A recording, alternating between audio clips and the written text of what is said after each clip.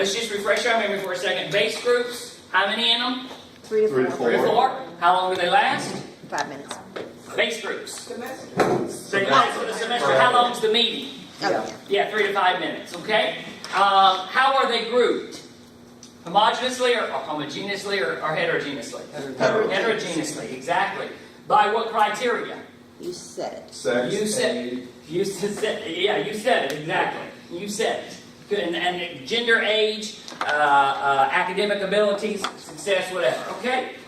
Let's go to the other one, informal. How long do those last?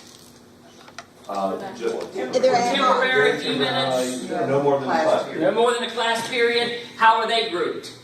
Random. Randomly, exactly right. Those two are easy, folks, and I would venture to say that all of you would have an opportunity to use informal.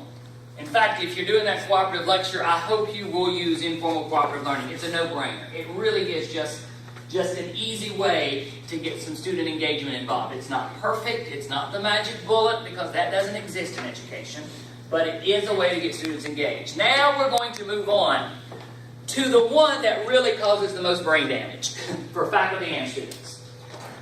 Yesterday, when we did the group who had been trained before, we spent the entire time talking about this, frankly. Or I wouldn't say the entire time, 85% of the time talking about this. And that's formal cooperative learning. Formal cooperative learning, what differentiates it and makes it formal is the fact that grades are involved.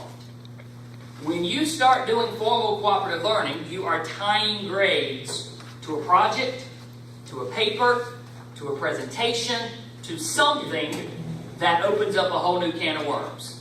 I think you understand that when you start talking about students' grades, that puts a very, very different spin on things. And let me say this to you, I'm not trying to discourage you from it. In fact, this is really the most dynamic way to use cooperative learning. If you do research,